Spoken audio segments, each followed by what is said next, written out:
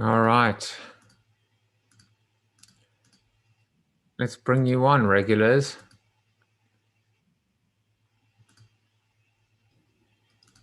This time I remembered to hit. Let me just do that. This time I remember to actually record. Yesterday I forgot. I was. Oh my goodness! It's not Rob Hatch. That is not Rob Hatch, and he's muted. Fake Rob is muted. It's Chris Brogan on mute. You have to unmute him. No, he has to unmute himself. Or Rob has to unmute him. Rob has to unmute. I don't know. I don't even know why it still does that. Hello, Chris Brogan. People on the Corona After TV. How was the show today? It's a great show. Ask everybody else. Great guest. Great show. What did Room Raider give us today on the show? Oh, through the roof, I'm sure. Through the roof. Yeah, I took copious notes like I always do. A lot of red, a lot of yellow, a lot of excitement.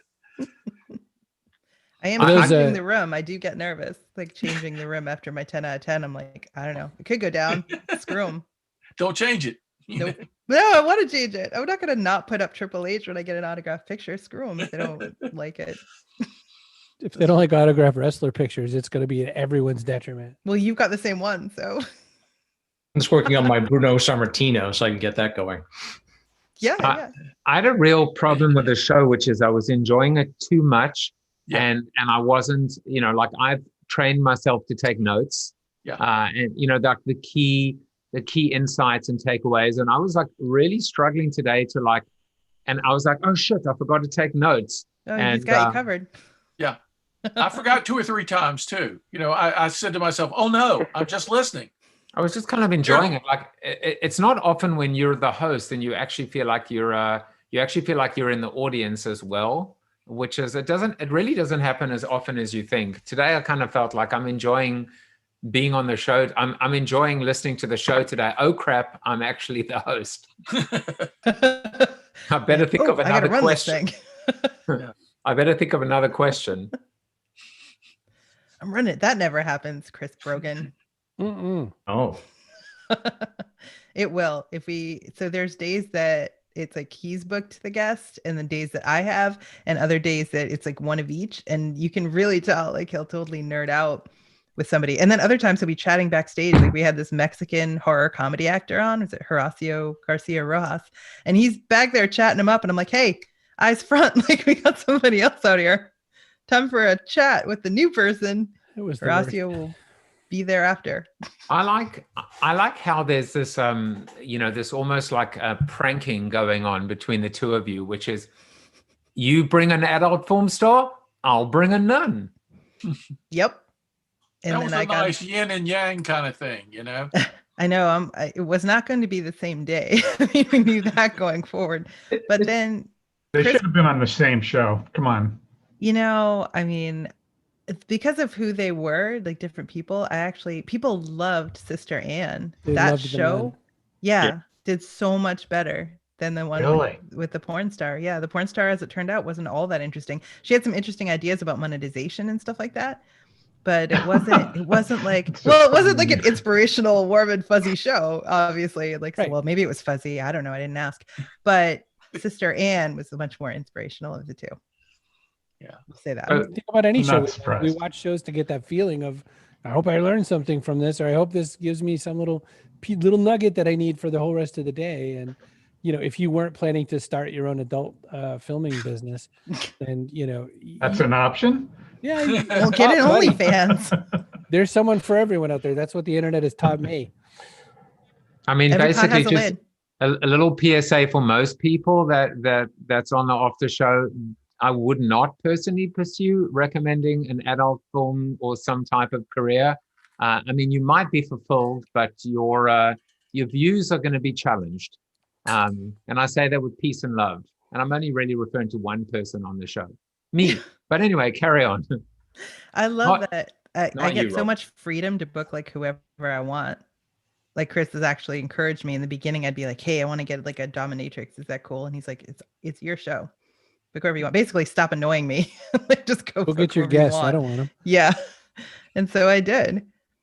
And I did. I got a dominatrix. I got a sexologist. This is like not every day is it like that, right? I mean, we also have founders, chocolatiers, dancers, the firefighter on Reddit that had a video of him deadlifting like 480 pounds that was on fire. That's not. Oh, and on fire. It wasn't was that on it fire. wasn't heavy enough. It had to also be on fire. I got it. Yes, and apparently it's tough to light weights on fire. You know, I like the fact that necessity is the mother of invention in terms of, you know, how, you know, for example, one of the questions which you might have been asked if you were a guest on another show, which is what do you do when you have a guest who is, you know, resistant or very, very quiet or just really difficult to engage with? And I think in a way, I mean, Tom the other day reached out to me and said, what would happen if like a guest just left, just said, you know what, I don't like you, I don't like the show, I don't like that question, and I'm out. Like, what would you have? I'd be like, bye, Felicia. Yeah. Would you have a plan? And of course I said, of course I've got plan B, C, and D, meaning I don't have a single plan. But I like what you guys have done. What you've built is you have 2, 3, 4 guests. You always have the ability to not only bring another guest on, but bring another guest back and create new, interesting kind of combinations. And then, of course, there's always the dynamic of 2 of you. So you have an exponentially greater chance of being able to activate even the guest that is, you know, that you're struggling with. See, this is my favorite. This is my favorite botany term. I love to bring up because nobody knows it. Heterosis, which is a hybrid of 2 original plants that ends up with the strengths of both and the weaknesses of neither. So you guys with each other, you have a kind of a heterosis. And then with your multiple guests, you provide for another level of that. So this bakes in 2 things into your show. This bakes in a safety level against the awful guest, right? But it bakes in also the possibility of the serendipity of lifting everything in a way that might not otherwise be possible. So you guys are just both geniuses, and I just wanted to publicly acknowledge that. One of us take the compliment, because Joseph, somebody said in the chat that Joseph is so caring about his guests. And then on video, he does a compelling refutation of that. He like argues against it convincingly, and we say, okay, he's a jerk, you know. So I didn't say what I said. I don't care about my guests. I love my guests. See, now you're arguing again. But you were just trying to not accept the compliment, not to accept the virtue of yourself. I never saw that. I never saw that comment. Otherwise, of course, I would have put it on and said, look how great I am, and look how caring he was so enraptured. Okay. As long as it's been said, and accepted. Well, guess what? Yeah, I've got good news for you. Steve Garfield is here. Yay, Steve Garfield of SteveGarfield.com. Look at that bitchin' room behind you. Oh, yeah, that's what nice. Thank you. That's what I'm going to do. Angle. I am going to pin our 2 room raiders. Look at that. Look at that. Somebody take a screenshot. 2 Somebody in send one that room. to Room Raider. That's like a 20. Here. That's right. What would it be? Hold on. I say it's 10 times 10, which is 100. Ooh. See, but that's what I was saying, Steve. I don't know if you heard it, but I was saying like if we went against one another in like a battle royale Room Raider situation, depending how long it goes, you could really give me a run because you're constantly like tweaking based on their feedback. And I'm like, bitches, this is the room. Like this is like it or don't. So Yep, that was really fun on there. Yeah. I wouldn't otherwise. Steve, is that a cold climate heat pump up there behind you or air conditioner? Both. Ah, cool. So you get heat and cold. Yep. See, he'd get deducted points for that. This is not the Room Raider 10 out of 10 background. The angle is different. It was a little different now, yeah. Yeah, you have to show everybody. No, I feel like it was from the other side of your desk even, and not that I'm upset about it or anything. I am observing that maybe this is not accurate. Well, half the time he's in his kitchen, right? We're watching you cook and eat and especially drink. Drink, yeah. Or beers. Oh, hey, did you ever? Steve, you gave me, where are they? The pineapple back there, the silver pineapple, and the Room Raider 10 out of 10 vase. Steve gave me those, so I put them up. Yep, she won. You won too. You got 10 out of 10 eventually. Oh, the silver pineapple. Wow. You know, that's not something you say every day. No. Raider, 10 out of 10, pineapple. I think I saw that thing opened up in underwater at Hogwarts. It's great. Don't open it if you're not underwater. Okay, who earlier mentioned absinthe? Me, from Prague. Nobody's ever noticed that I have a absinthe bottle in a painting. No. I didn't notice it when I bought the painting. I bought it because of the light around the candle, the Corona. And then I got it home and somebody said, "Oh, that's a bottle of absinthe." And I said, "Oh, yeah." And there's some other druggy kind of stuff in the thing too. And so, yeah. But, So but right by the on way, I know all of you so well that I knew that echo was coming from Jan Zlotnick, so I just muted him. I was going to say that, but I didn't dare. I'm usually the guy you mute automatically when anything happens. So, that's good. I had to mute someone today. That happens when you've got multiple guests. There'll be one. Did you? Like, you muted a guest? Well, not while she was talking. So when other people were talking, Emily's mic was echoing. And so it was just really distracting. I still like I muted it. I still like the space bar trick where you just mute yourself. And then if you want to talk, you press the space bar down and talk. Evidently not everybody knows that trick. So. Yeah, I would teach guests that trick. I don't know. So I just did it for her. And then when we asked her a question, it looked like she wanted to say something. I unmuted her. I'm very quick on the draw. Did she ever know, or was it a mute? No, you see it. I mean, I don't know if she knew that I had done it, but she knew that it had been done. Hold on. Jan is unmuted, which means he wants to talk. So let the echoey man talk. Echoey man. Hello. Hey, Carrie, you were great. Thank you. Question for you. When you guys are doing your show or having your show, and who's talking? When you guys are having your show, and you and Chris are having that, great simpatico going. How do you know when you're okay without stepping on each other? Really, I mean, I know it's like a natural thing, but is that something that you could actually train for and talk about? We know it's practice. I mean, and we both would back off if the other person wanted to talk. That's the thing. So, if I notice that he's gearing up for something, I'll make note of it and try to shut up. We also have a back channel. So if he really wants me to shut up, he can tell me to, and vice versa. But no, it's just a matter of, I know whatever direction the conversation goes is going to be interesting. So if he takes it or I take it, it's a matter of indifference, really. It's going to turn out. But it's unbelievable how, I mean, I don't know if you guys have obviously with two people at the wheel, again, exponentially, you have more capability. But even today, when there's so much engagement going on or comments, it's very, very hard to curate the comments, bring them on, address them at the right place at the right time, and almost like something's got to give. Because if you focus on the comments, you take your ear or your eye off your guest, and so, like, in a way, like, I feel, whether it's you guys, myself, we're almost at this, from my mouth right now to God's ears, that the hockey stick, we all experience the hockey stick. But I think with that will almost come, something will die, something will have to give when exponential crazy growth happens. And I'm certainly trying to, resist that for as long as I can, or figure out how to deal with it. And I don't know that you can. I don't know that. You need a co-host, Joseph Jaffe. You need a Carrie.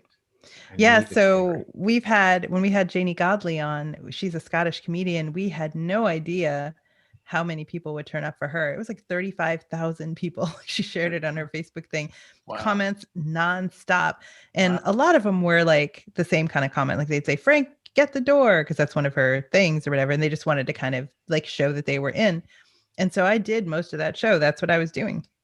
I was rolling through the comment, but comments are my job. So Chris is always focused on the guest and what they're saying. And occasionally he catches a comment, but I handle it usually. So Carrie lives in the comments. I do. I do. And if there's a guest on that I don't know a lot about, the comments for me are my way to participate in the conversation. Because I don't always, I haven't researched the person. I don't always know their work the way that Chris does. And I'm meeting them for the first time sometimes. So for me, bringing in the comments is a way for me to be part of the show without, not that I have a problem displaying my ignorance. That's totally good. But I mean, keeping the conversation more engaged with the oops. I just sent, that was meant to just go to you, Kerry, and I sent it to everyone. It says, will you leave Chris and come to CoronaTV? I'm so exposed and embarrassed and humiliated. I'm so sorry, Chris. That really wasn't meant for you. Will you forgive me? Oh, naturally. Well, that happened though, for real. The first few months of doing our show, so many people were like, I need a Kerry. Oh my God, that Chris couldn't run a show this good without Kerry. It was funny. Bitches, I can run a good show all by myself. So to prove them wrong, he launched like 3 other shows. I did 3 other shows just solo. Come at me.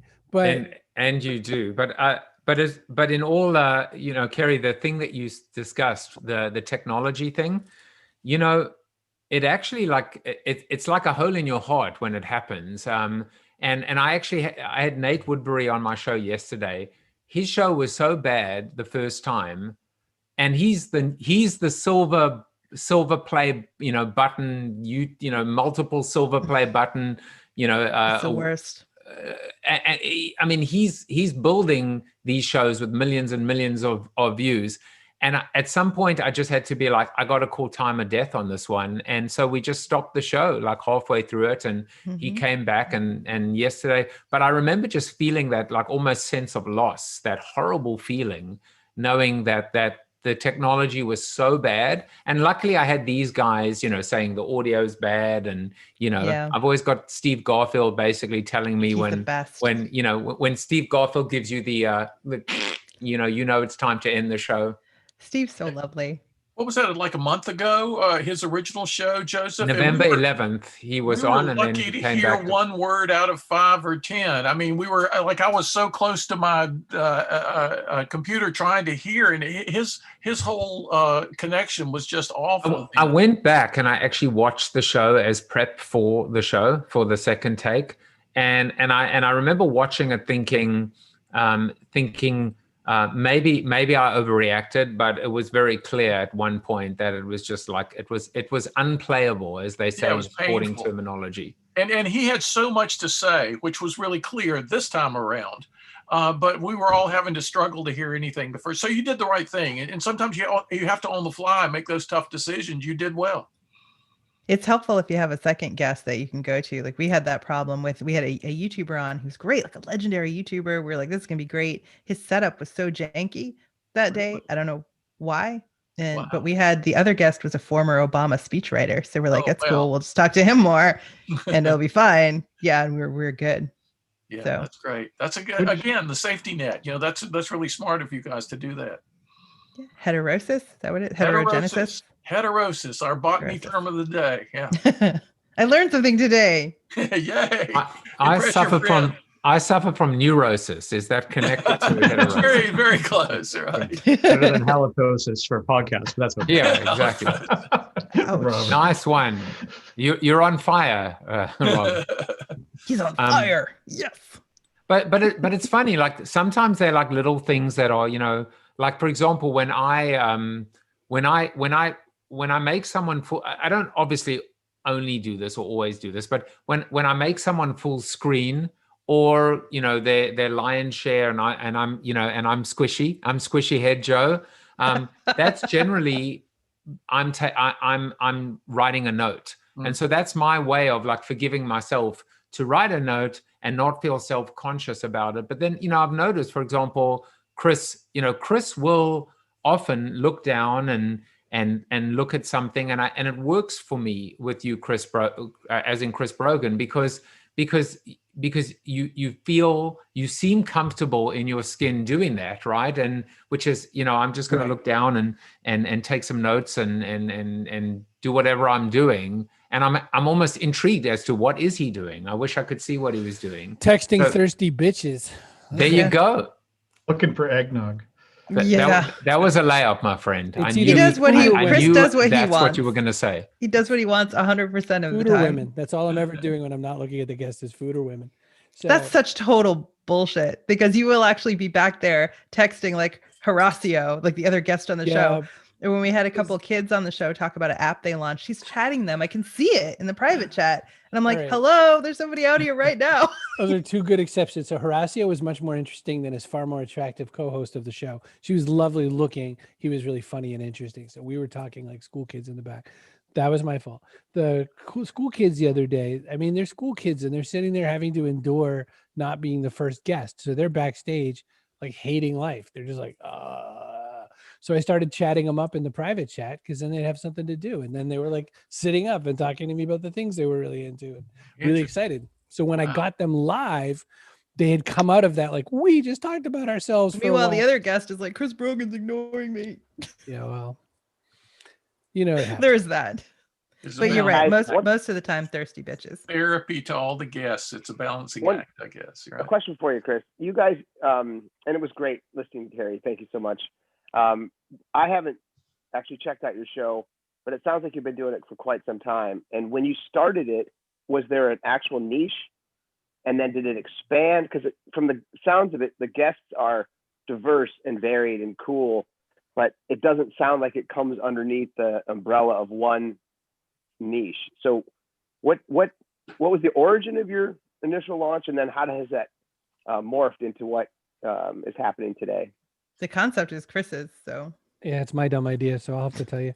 So I started the same time Joseph did his, and all I did was a really dumb show called Point of Contact, and all I did was, I'm just going to connect with people. And it was the exact opposite concept, Joseph, of I watched all my marketing friends go, ha, I shall market. And they like started making these shows that were like marketing shows for marketing people. And I was like, I'm just going to connect with people. So like one of them, I made food. And in one of them, like, I said, hey, I'm going to figure out how to figure out a pork roast. And this is what I got on the, Google said 15 minutes for every pound of meat. And we just hung out in my kitchen to see how it turned out. And so it was like that boring. Then I did another version of the show. Chris, just to interrupt you, Kerry, I forgot to mention, she has to go and moderate a webinar. Oh, right. She's going to say goodbye. Say goodbye to Kerry, everyone. And thank Kerry, you. Thank you. It was so great. Thank you for coming. Bye. Chris has this. Get out already. All right, Chris. It's my show now. It's all you, baby. So I did a second version of the show called Catch Up. And all I thought was, I have a lot of friends and I don't catch up with them very much. I'm just going to catch up. And so I made a cute little graphic and it was catch up and it was a thing. And so that was fun too. And then I thought I would love sponsors. And Joseph and I had been having these talks like, what if these shows go somewhere? What if this is something like, could we eventually get to like quit your job money? Because that would be the coolest thing. And I'm not there, but that would be the coolest thing. And so I said, okay, well, they're not going to sponsor ketchup. That's the dumbest bit. Like you cannot imagine a meeting at like PepsiCo saying, let's do ketchup. So maybe I said, Heinz is a possibility. You're right. And I thought about that too. I thought, can I add different foods?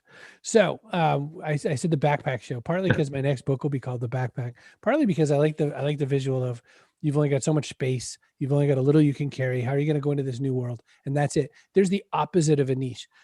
Here's the last bunch of shows really quick. An ICU nurse who was famous for over 1 million views on Twitter for just showing how like wrecked she is from being in the ICU. A guy who runs a yoga class and a yoga brand mixed with Seth Goldman, who founded Honest Tea with a pal, and then who did Plant Burger and Eat the Change. The boss at Johnsonville Brats and Colleen DeVito, I don't remember what, Colette DeVito, I don't remember what she does. I'm sure it was really important. A stripper, a coder, and a comedian. That was the real show from 4 or 5 days ago. Walk into a bar. Yeah, right. There you go. Yeah.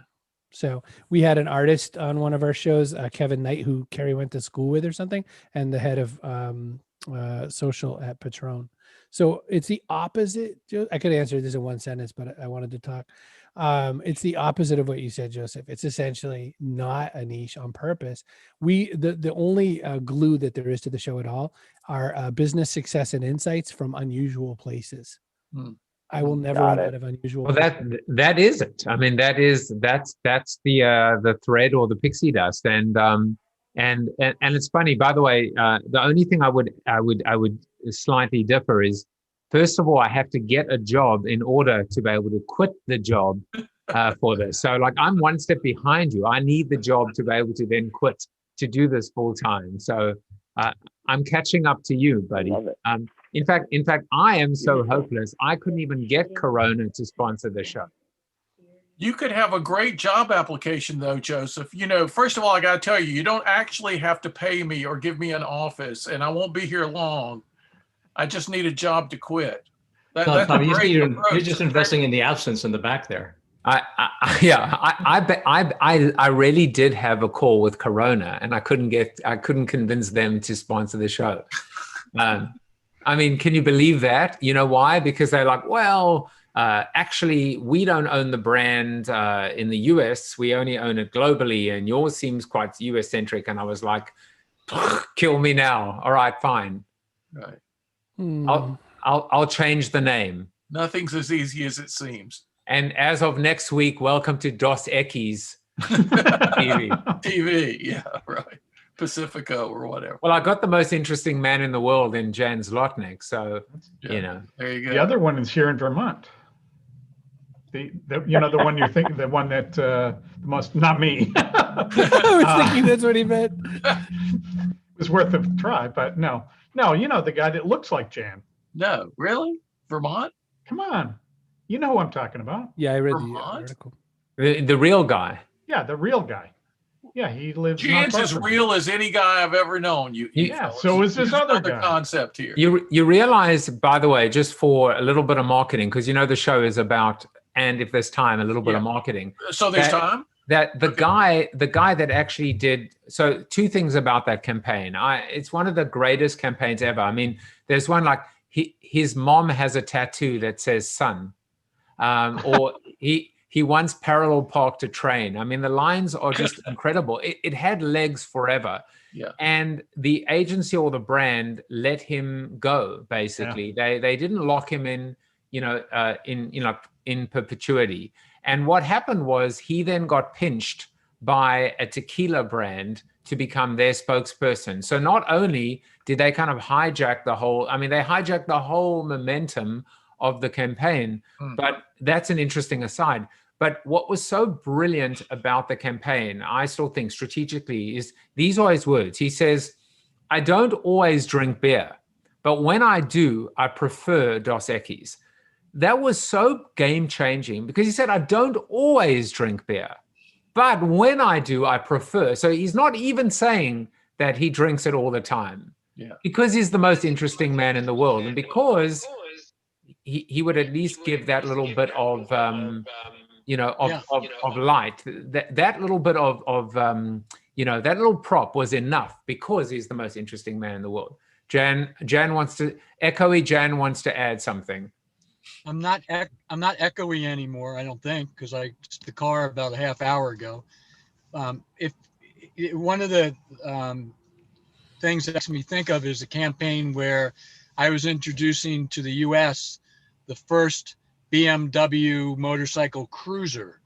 So they always resisted in their 100-year history to have a cruiser, which is a low riding bike. It's the Harley Fat Boy, because that would be beneath, beneath BMW. In that same way, it was like the guy that you're right. The guy was saying, I don't always drink beer, meaning we're going to reach into the market that thinks beer is beneath them, but they do have a longing for beer. Because one of the things that we found in promoting the BMW Cruiser was that the BMW rider, who's supposed to be more sophisticated, more knowledgeable about engineering, actually was holding a torch, of course, for Harley. They wanted that Harley, excitement and tattoo. On the other hand, the Harley rider was holding a torch for BMW. So that was a brilliant branding move that they made by saying those words. And it just comes down to copywriting, doesn't it? Do you think that the buyers of that product were were you stealing from Harley, or were you, or was it a different group, or both? What do you mean? So where did the buyers of those motorcycles, the BMWs, come from? Yeah, we were stealing, just like Dos Equis was stealing from gin and vodka and bourbon and tequila. We were stealing from Harley, which was an inferior engineered motorcycle, but a cooler motorcycle. Yeah. Interesting. And you guys got that bike on, didn't you get it on 007? Not you, yeah, and didn't they get that bike? They got right, that was the introduction. That was the introduction, right? With Pierce Bronson going through the, I think it was Singapore or somewhere, yeah. All right, my fine feathered friends. Tomorrow, in keeping with copywriting, George Tannenbaum, one of the industry's better copywriters, recently retired. I don't know. We'll find out more about that and what his position is, but it should be an interesting conversation. He's actually been doing some very interesting stuff on his own. So whether you are a marketer or you just like marketing, it's a good one to watch tomorrow. Well, so yesterday's show, I just want to tell everybody here that Joseph is converting people, and now I'm struggling to remember the guy's name from yesterday's show. Nate Woodbury. So Nate had a webinar yesterday afternoon at 4 o'clock Eastern time, and there were 3 guests, audience members from Joseph's show who were on his webinar like 2 hours later. And I thought that was a pretty darn good conversion rate. Well, thank you for mentioning. Was it good? Because I couldn't make it. It was great. He did record it, so you could probably get a copy of the recording. It's a game changer for me. Now that I've got my mind wrapped around, a little bit anyway, around his idea of creating YouTube content that works. Well, Chris, it's worth checking out. Absolutely.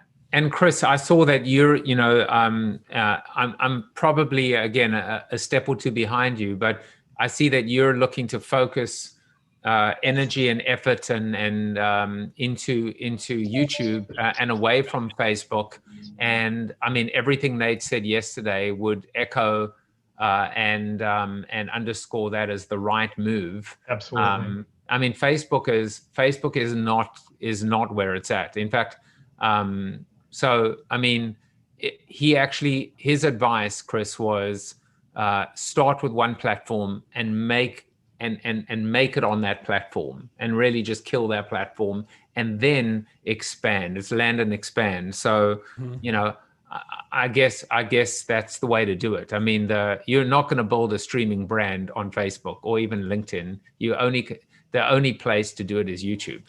So Carrie's better than me, and so she tracks the stats and does all the show counts once right after the show, and then once a week later, and then we just codify with that week. We don't care if over time. And for instance, I have the Backpack Show page on Facebook, and I get an abysmal number of people on that page. It's like 2 or 3. If we pay, we get hundreds on that page. If we pay, so and my Facebook numbers are lower-ish. The only real challenge continues to be that engagement is so much better. So last week we said to everybody, I think it was last week, we said we're only going to show up on YouTube. And I panicked because I only got 9 people on my first show. And I was like, never mind, put it everywhere. But a lot of people who took me at my word instead of the liar that I am showed up only on YouTube. And that was great because the number bumped a little. But it's going to be like, I'm going to have to pay some AdSense money only just to kind of prime the pump to get YouTube, the system to say, you should take a look at this guy. Because I feel like I'm not getting any, I do a daily show relentlessly. And I feel like YouTube's still like, Well, that's what Nate was talking about. There's some secrets that he's figured out about how the algorithms and stuff work on YouTube, and they're sort of counterintuitive. But if you can identify what they are, you can leverage short 10 to 12 minute average length videos that are excerpted from your show, and they'll get like huge promotion by YouTube itself, and that'll bring people to the big show. But Bob, I'm sure you know more about it than I do now, since you were part of the workshop. Yeah, I went through the webinar. We don't need to go into the details now. All I can say, Chris, is knowing what you're doing and all, connect with Joseph and get the link to this guy's site and check it out, because I sat through the webinar for 2 hours and almost 2 hours, an hour and 50 minutes, and I didn't want it to end because and I've been around this long enough so when I have an epiphany about something, it takes a lot to get me to change gears. Definitely worth looking into, because the both of you, Joseph and Chris, are doing great content, but the trick is how you package that content and all the other tricks that he talks about. Definitely worth looking into. Look, I'll tell you, I did this because I went through an Instagram training program like that with my wife, which is they all basically do the same thing. They all give away a 1 to 2 hour webinar for free. And it's it's the peep show business model. It's the very simple. I mean, we've all seen the classic upsell. The freemium model, however you want to look at it, and it's great because what you'll do is you'll take away 3 to 5 nuggets, and obviously they're selling you on the fact, well, there's another 5,000 where they came from. But there's one thing that I do want to leave you guys with, which is I thought it was a really astute thing. So we're watching this Instagram thing, and I said to my wife, I said, watch, the sell is coming. Oh, it's coming at the end. They're going to sell you the training program, but wait, there's more, and they're going to cut the price, and it is coming. And so we said, let's take a guess how much we think it's going to be to make it big on Instagram. So she said like $2,000. And I said, are you crazy? Like $300, which I still wouldn't pay. It was $2,000, which they then kind of, eventually knocked down, to $1,200 or something with a 1-year money back guarantee. Now, I was like, screw that, close the thing, never went back again. I said to Nate, I asked him about it. He said, well, I tell you what, and remember, he does this. He said, is $1,200 a lot of money to invest in your business, in your entire platform over a 1-year period? Is that a lot of money, or is that a good investment in terms of, and it made me rethink. Of course, it's a good investment. It's a great investment, because the reality is we don't know what the fuck we're doing when it comes to all of this stuff. We're content people, but when it comes to real optimization of these platforms, we don't know what we're doing. 1 hashtag, 3 hashtags, 5 hashtags. And the reality is, I mean, I think Chris is nodding and shaking in agreement and disagree. No, but the fact is that it does make sense. If you take this seriously and you want to turn into a business, at some point you got to invest in the infrastructure, in the resources, and in the machine. And so I walked away thinking, I don't know that I'm ready to spend $2,000 on a training program. But remember that he did say one other thing, which is, I don't know if this was on the air or when we're talking in advance. He said, well, do your research. Just do your research on them and get a sense as to whether they are in fact credible and they know what they're talking about. This is the key point, right? It's not fundamentally about the money. It's fundamentally about the quality of the training, of the people you're learning from. And from Nate himself, that's just transparently obvious. When you hear his points that he's giving away free, you say at one and the same time, okay, this is not common sense. I couldn't have come up with this myself. But it's clearly the result, the cumulative effect of all his trial and error learning with the platform. And he's obviously turned it into spectacular results. And there was no upsell at the end of your show at all by Nate. He was just sharing with us what he had learned. Now that's credibility, right? Yeah, I mean, listen. And his sell at the end was so soft. He was like, so if you want to, know how to work with us, here's the guy's email address who was on the session with us. Just send him an email and he'll tell you how you can work with us. Yeah. How much was it, by the way, Bob? He didn't even say. And you know what? I don't even care. It's the value of what I got out of the webinar was certainly worth it. It gave me the epiphany that, oh, I'm doing this wrong. Yeah. And he knows how to do it right. He's showing me examples of other people that he's worked with who are doing it right. Now I'm investigating their YouTube channels and figuring out what, are they for real? And like he said, do your homework. Yeah. I was that episode or that webinar. What's that? You have the link to that one? I don't have a link to it, but I imagine I'll be getting an email follow-up from them. Yeah, I'll share it with you guys, and or just go to his website, Be the Hero Studios, and you know what he does? He does the actual live webinar often, so it's probably once a month. He does it really well. He did it really well. I'll be at the next one for sure, so maybe I'll see you guys. I'll see you guys on it.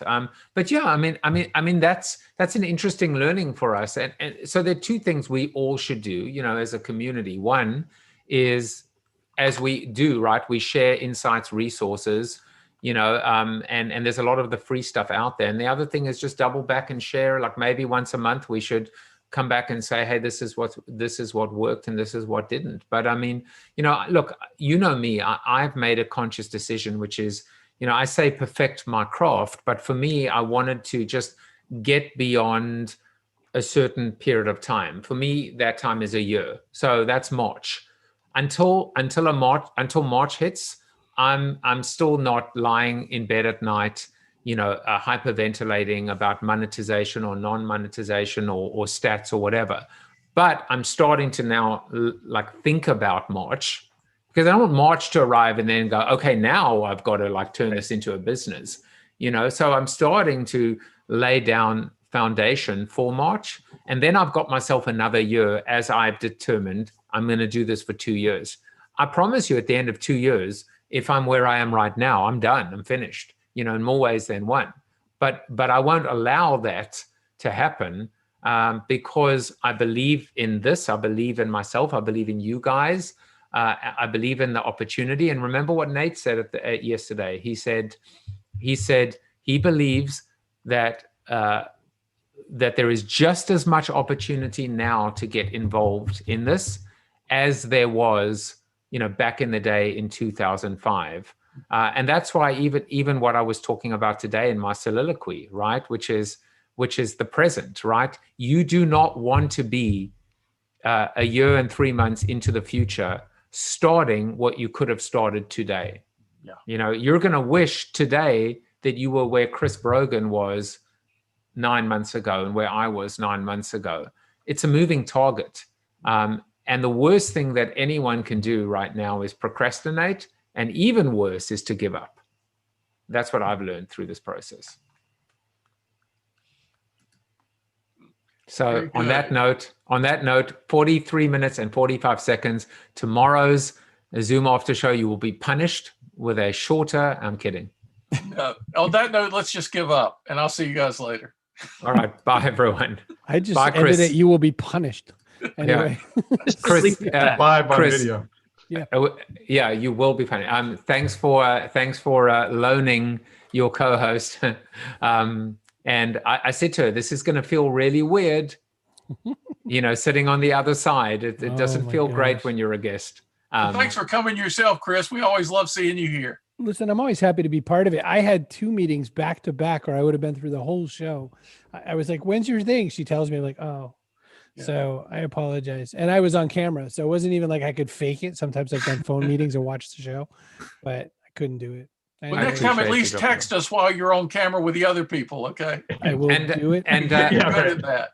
Tom, go work on that room. And if you need some help, Steve Garfield and Kerry will help you. Yeah, I now know I need tech. I need a microphone. I need headphones. I don't know, a full suit of tech. I've got to do something. Little earbud if you want. Yeah, earbuds. I've got nothing. So you got a lot.